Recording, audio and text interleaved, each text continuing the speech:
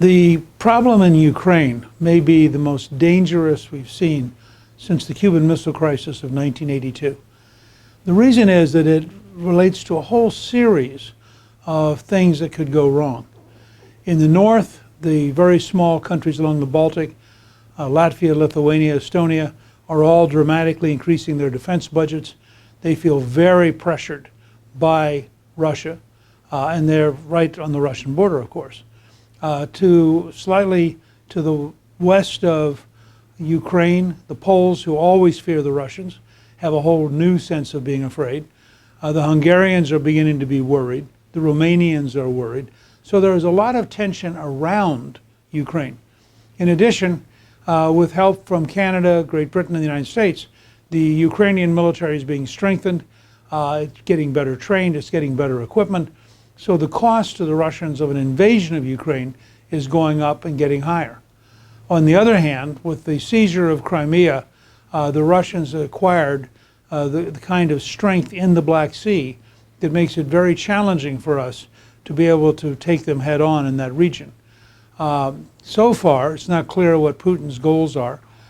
People I trust believe that, in fact, even the Russian-speaking Ukrainians are now pro-Kyiv and anti-Putin.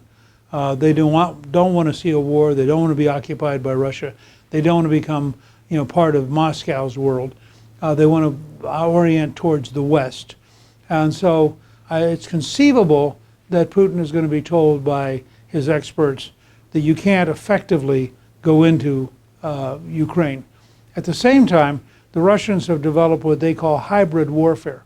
That's where they have various groups. They might look like criminal gangs, but they're actually Russian special forces. So they could cause disruption along the border without necessarily having the Russian regular army go in. And we don't know if he might try that or not. If you believe what Biden has been saying, the administration is taking a very hard line and saying any effort to cross into Ukraine would be considered the equivalent of an invasion. The U.S., in addition to training and arming the Ukrainian military, has indicated pretty clearly a willingness to impose very, very direct sanctions on Russia and to cause Putin enormous economic pain. However, Germany is now so dependent on Russian natural gas, and the former prime minister or chancellor in the German system of the Social Democratic Party, in fact, now is the chairman of a Russian oil company making a huge amount of money representing Russian interests. So Germany, I think, has become the most unreliable ally since the creation of NATO, and we don't have any idea. The Germans probably would like to hunker down and hide because due to their green policies, they've been closing down fossil fuels, they've been closing down nuclear power, they're really dependent on Russia for about 40% of their energy, and so the Russians could throw them into both a depression and, in the middle of the winter, a really miserable human situation with no energy to heat houses or schools or office buildings or to run factories. This thing has not worked its way out yet. I must say, I think that President Biden and his team have been better than I thought they would be. They've been calmer, more forceful, and have taken the right kind of steps in general.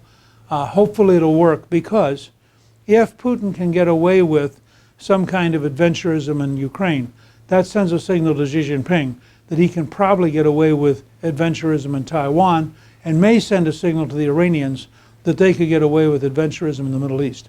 So a lot depends on handling this calmly, firmly, but not giving in to Putin and not allowing him to play games.